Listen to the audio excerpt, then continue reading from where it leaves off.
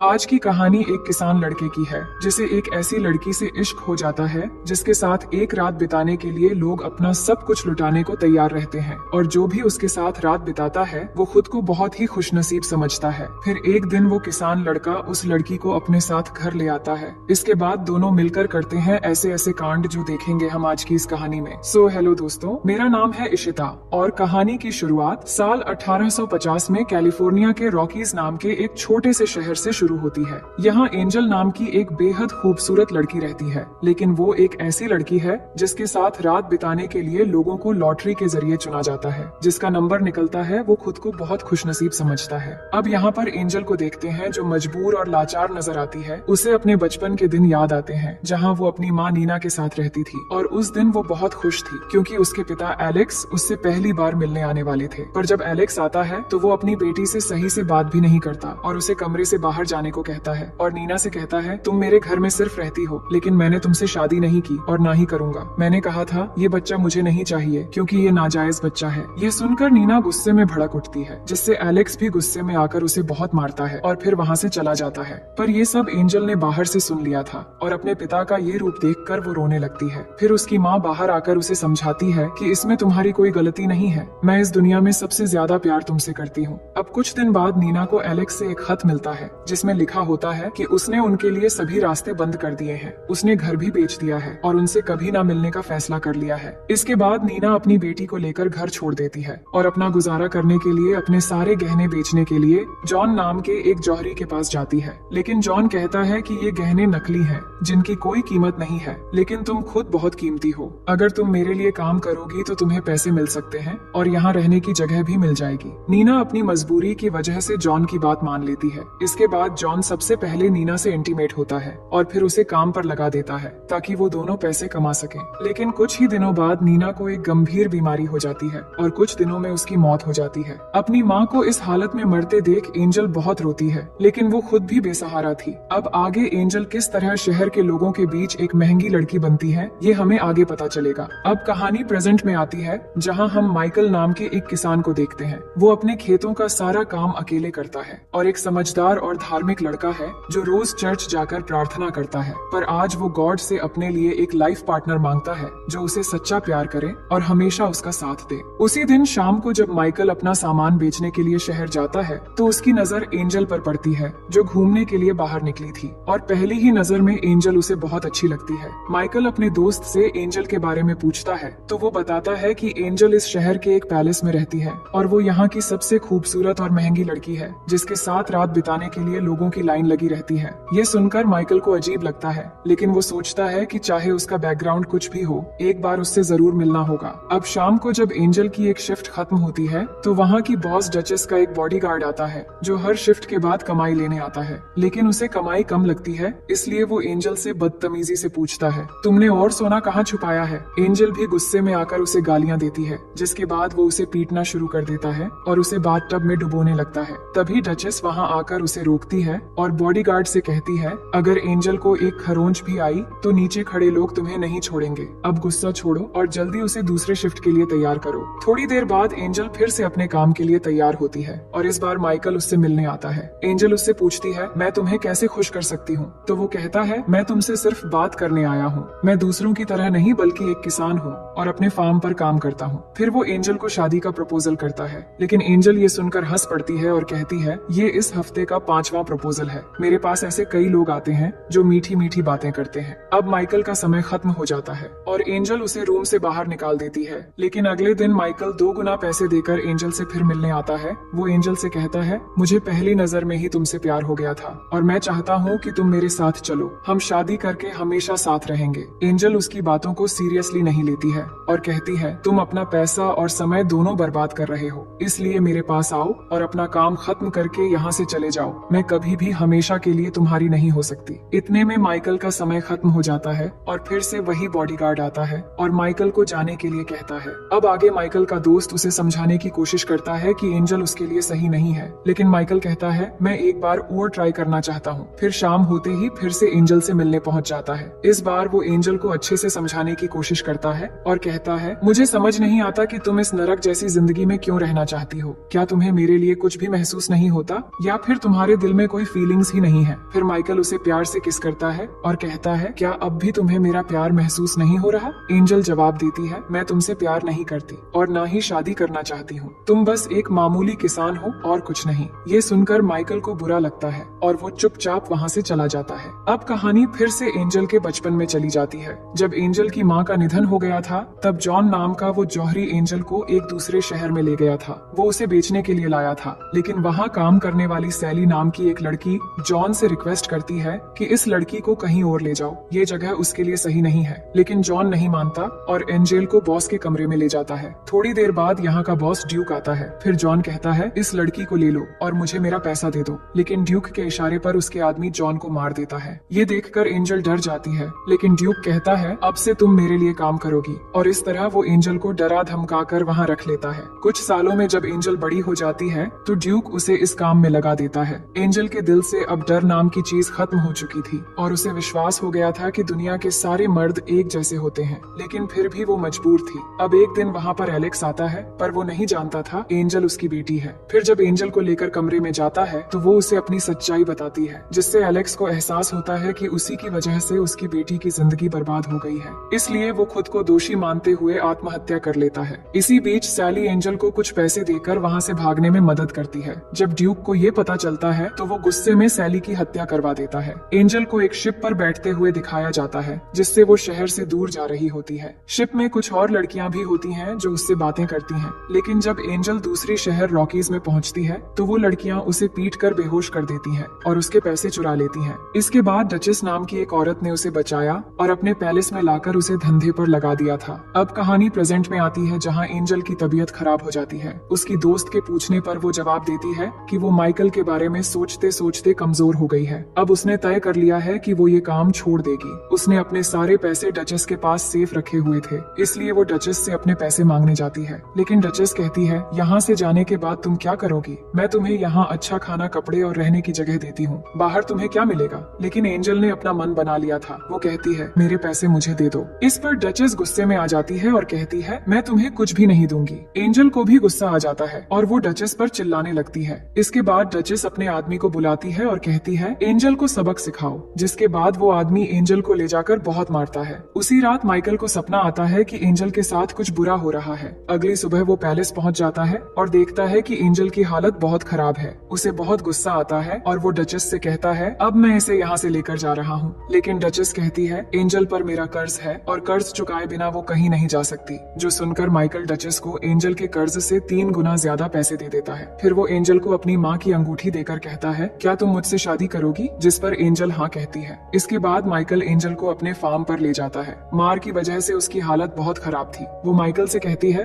तुमने डचेस को बहुत सारे पैसे दे दिए। माइकल कहता है, उसकी परवाह मत करो, मुझे बस तुम्हें उस जगह से बचाना था। लेकिन एंजल वो अंगूठी वापस कर देती है और कहती है, मैं ठीक होने के बाद तुम्हारे सारे कर्ज चुका दूंगी और फिर यहाँ से चली जाऊंगी, पर मैं शादी करके किसी के गुलाम नहीं बनूंगी। माइकल ये सुनकर हंसता है और कहता है, शादी करना कोई गुलामी नहीं है। फिर वो उसे पहनने के लिए कुछ कपड़े देता है, जिस पर एंजल पूछती है, क्या ये तुम्हारी वाइफ के हैं? माइकल कहता है, ये मेरी बहन के थे, पर 1 साल पहले उसकी मौत हो गई। अब उसका पति पॉल और मैं यहाँ रहते हैं, लेकिन इस समय पॉल दूसरे शहर में है। इसके बाद एंजल उठने की कोशिश करती है, पर उसकी हालत खराब होने की वजह से वो गिर जाती है। फिर माइकल उसका ख्याल रखने लगता है और इस तरह 3 हफ्ते गुजर जाते हैं, जहाँ एंजल अब ठीक हो चुकी थी। अब रात के समय जब माइकल उसे देखने आता है तो एंजल उसे अपने पास बुलाती है और कहती है, अब तुम्हारा कर्ज चुकाने का वक्त आ गया है, और माइकल को इंटीमेट होने के लिए कहती है, पर वो मना कर देता है और कहता है, मैंने तुम्हें इसलिए नहीं बचाया था। मैं चाहता हूँ कि मेरे दिल में तुम्हारे लिए जो एहसास है वो तुम्हारे दिल में भी हो,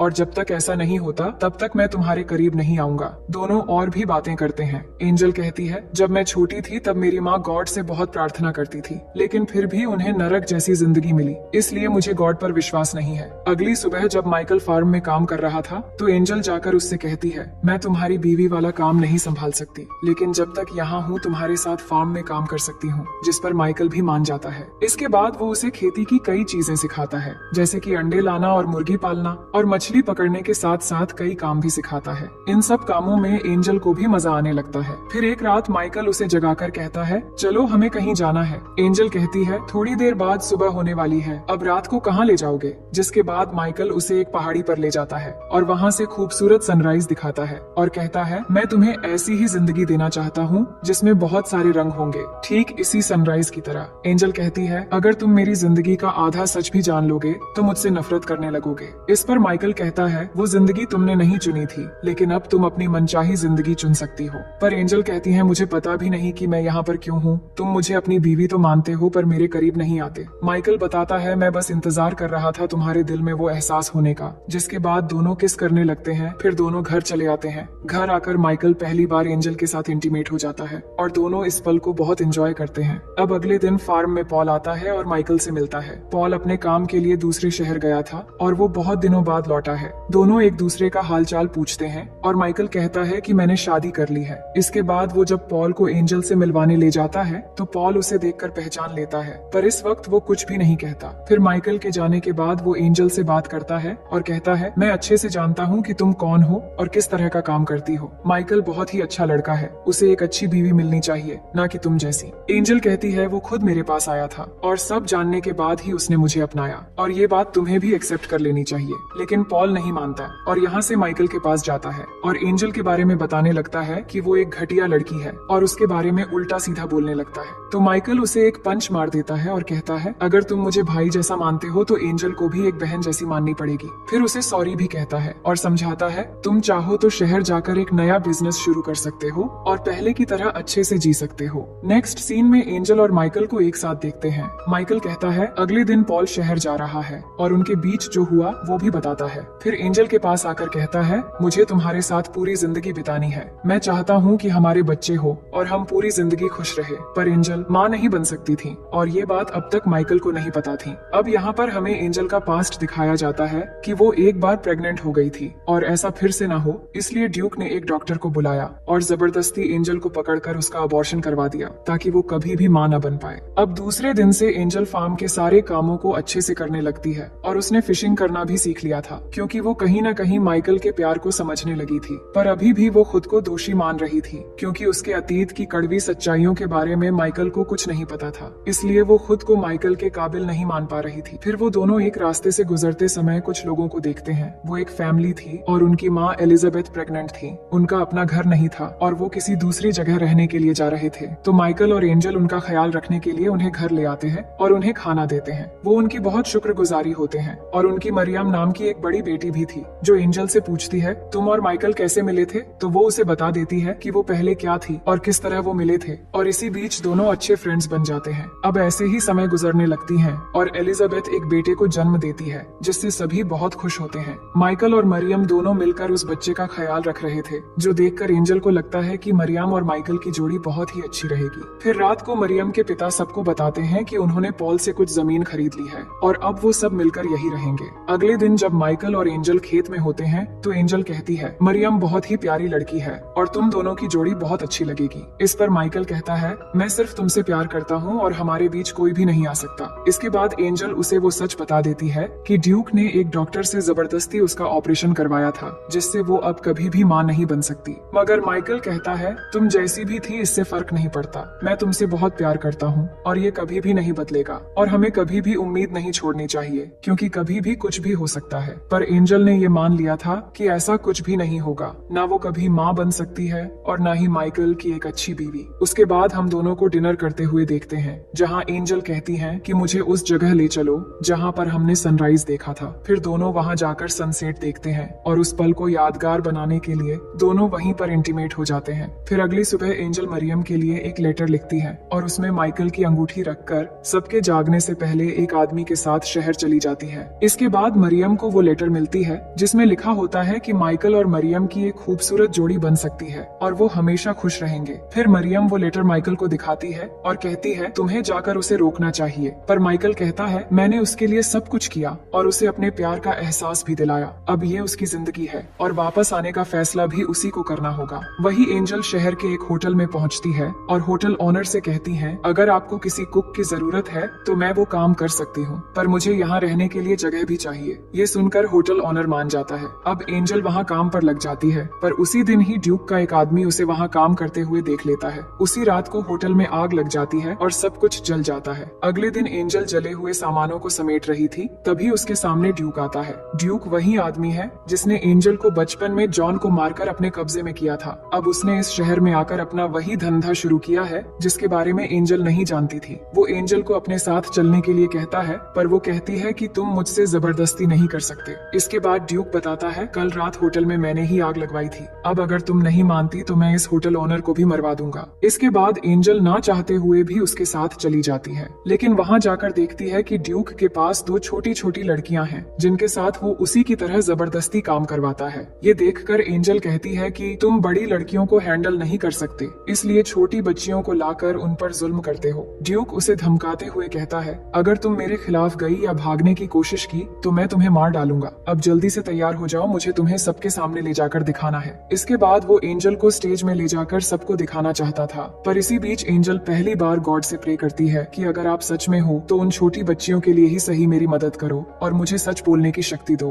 इसके बाद ड्यूक उसे सबके सामने स्टेज पर ले जाता है, लेकिन वो स्टेज में खड़ी होकर सब लोगों को बता देती है कि किस तरीके से ड्यूक छोटी लड़कियों के साथ जुल्म करता है और अपनी कहानी भी बता देती है। ये सुनकर ड्यूक सबको बताता है कि ये झूठ बोल रही है और स्टेज से एंजल को जबरदस्ती एक कमरे में ले जाता है और वहाँ उसे मार देने ही वाला होता है। तभी ड्यूक का एक आदमी आकर उसे गिरा देता है, क्योंकि वो आदमी ड्यूक के क्रूर तरीके से तंग आ चुका था। इसलिए वो एंजल को भागने के लिए कहता है। अब एंजल जल्दी से उन दोनों बच्चियों के कमरे में जाकर उन्हें बचाकर बाहर भागने लगती है। ये देखकर सभी लोग समझ जाते हैं कि ड्यूक तो सच में एक बेरहम है जो छोटी बच्चियों के साथ जुल्म करता है। जिसके बाद सभी लोग भड़क जाते हैं और ड्यूक को मारने के लिए बढ़ने लगते हैं। ड्यूक भाग रहा होता है, लेकिन सभी लोग उसे चारों तरफ से घेर लेते हैं और उसे पकड़कर फांसी देकर मार डालते हैं। अब आगे इस घटना के 3 साल बाद के समय दिखाया जाता है, जहाँ पर हम पॉल को एक दूसरे शहर में देखते हैं। यहाँ पर अचानक वो एंजल को देखता है, फिर उसका पीछा करते हुए एक बड़े स्कूल में पहुँच जाता है। अंदर जाकर इंक्वायरी करता है तो एंजल उसे मिल जाती है। इसके बाद वो एंजल से पूछता है कि ये सब क्या है और तुम यहाँ पर क्या कर रही हो। एंजल बताती है कि ये एक स्कूल है जहाँ मेरी तरह जो लड़कियाँ नई शुरुआत करना चाहती हैं, उन्हें यहाँ शिक्षा दी जाती है। ये सुनकर पॉल को बहुत अच्छा लगता है। फिर वो माइकल और मरियम के बारे में पूछती है, जिस पर पॉल कहता है कि मरियम अब मेरी वाइफ है और अब वो माँ बनने वाली है। तुमने सोचा था कि वो दोनों एक हो जाएंगे, लेकिन माइकल ने हमेशा मरियम को अपनी बहन की तरह माना और वो अब भी तुम्हारा इंतजार कर रहा है और अभी भी तुमसे बहुत प्यार करता है। ये सुनकर एंजल बहुत दुखी हो जाती है, क्योंकि वो चाहती थी कि माइकल एक नेक लड़की के साथ अपनी जिंदगी बिताए। इसके बाद पॉल उसे वापस चलने के लिए रिक्वेस्ट करता है और कहता है, मैं 4 बजे यहाँ से जाने वाला हूँ, तुम चाहो तो मेरे साथ चल सकती हो। दूसरी तरफ हम माइकल को देखते हैं जो अपने खेतों में काम कर रहा होता है। तभी वो एंजल को देखता है कि वो वापस आ गई है। एंजल उसके पास आती है और अपना असली नाम बताती है कि मेरा नाम सारा है, जो मैंने आज तक किसी को भी नहीं बताया। मैं सिर्फ ये कहने आई हूँ कि मैं तुमसे बहुत प्यार करती हूँ और मैंने जो भी तुम्हारे साथ किया उसके लिए मुझे माफ कर देना। मेरी वजह से तुम्हें बहुत तकलीफ हुई है। माइकल कहता है, इन्हीं तकलीफों की वजह से हमें ये खूबसूरत पल मिला है और अब हम एक साथ हैं। फिर वो अपनी माँ की रिंग, जो अब तक उसने संभाल के रखा था, वो एंजल को दे देता है और अपनी जिंदगी में उसे वेलकम करता है। इसके बाद दोनों बहुत खुश होते हैं और एक दूसरे को किस करने लगते हैं। इसके बाद हमें कुछ सालों बाद का सीन दिखाया जाता है, जहाँ माइकल फिशिंग कर रहा था। तभी वहाँ एंजल आती है और हम देखते हैं कि एंजल प्रेग्नेंट है और उनका एक छोटा सा बेटा भी है, यानी कि एंजल अब ठीक हो गई है। और इसी के साथ कहानी यहीं पर खत्म हो जाती है।